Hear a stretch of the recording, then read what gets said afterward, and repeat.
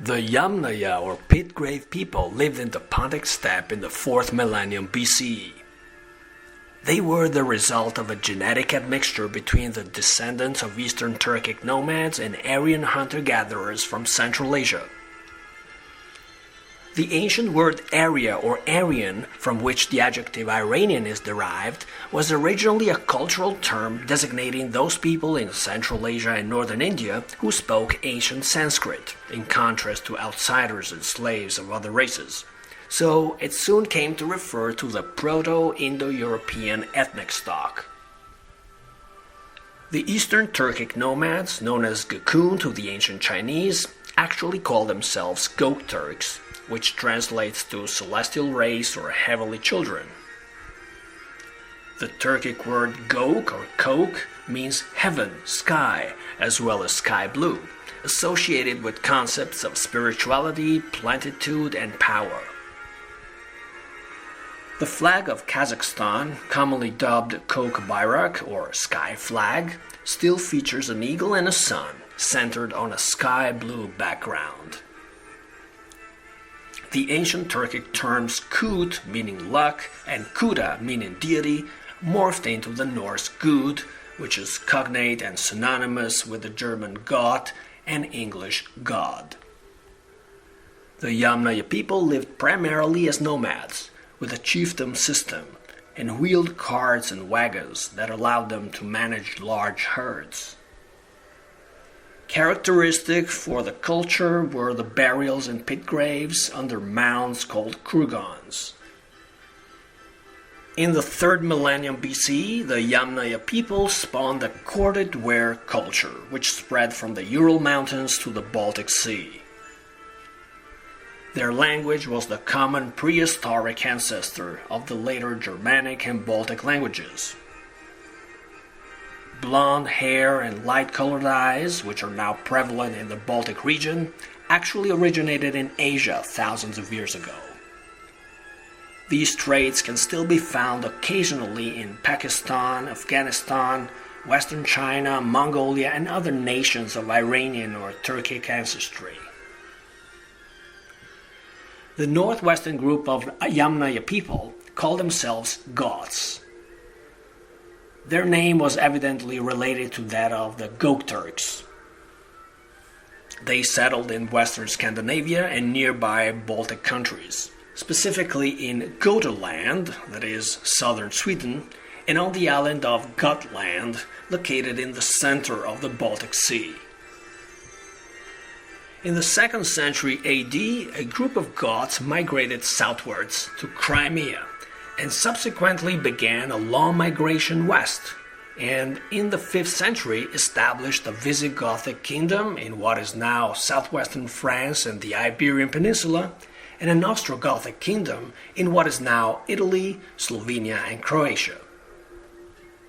The Ostrogothic kingdom was destroyed by the Eastern Roman Empire in the 6th century, while the Visigothic kingdom was conquered by the Umayyad Arabs in the early 8th century.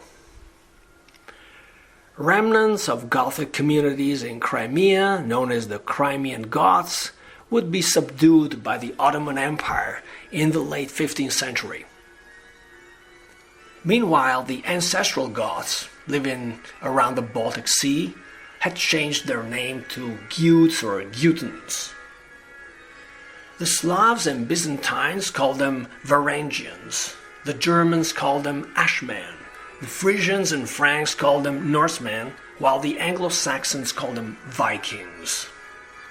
Their modern descendants, that is to say the Danes, Icelanders, Faroe Islanders, Norwegians, and Swedes, generally refer to themselves as Scandinavians. Whatever their names, from the 8th to the 12th centuries, these seafaring peoples raided and settled throughout Northern Europe, and they also voyaged and traded as far as the Mediterranean, North Africa, the Middle East, and North America. In 793, a Viking raid on the island of Lindisfarne, off the northeast coast of England, caused much consternation throughout the Christian West, and is now often taken as the beginning of the Viking Age. which conventionally lasted until the Norman conquest of England. The Normans were descendants of those Vikings who had been given feudal overlordship of the Duchy of Normandy in the 10th century.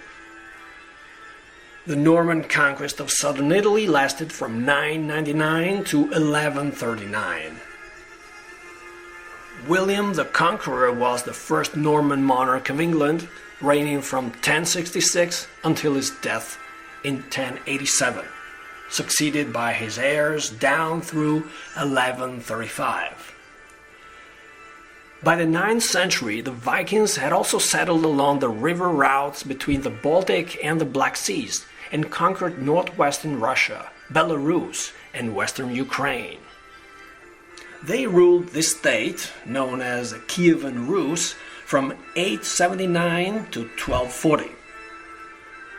Runes were used throughout Northern Europe to write the Old Norse language before the adoption of the Latin and Cyrillic alphabets. The runic writing system derived from the ancient Indus and Brahmi scripts of India and the Old Turkic alphabet of Mongolia. Runes were also related to tribal seals called tamgas, used by Aryan and Turkic nomads, as well as to esoteric shamanic symbols such as the raven banner, the divine hammer, and interlocked triangles. According to Norse mythology, the cosmos consists of 9 worlds, and the earth was created from the flesh of the primordial being Ymir. The Norse creation myth has strong parallels with the Chinese one, where the cosmos consists of 9 provinces and the earth was created from the flesh of the primordial being Pangu. Furthermore, the Norse human realm, located under heaven, was called Midgard, meaning middle realm, similarly to the Chinese human realm called Tianxia, meaning under heaven, or Zhongguo, that is, the Middle Kingdom. Moreover, dragons, horses, and goats accompanied both Norse and Chinese deities alike. Norse mythology also shares some similarities with Hinduism.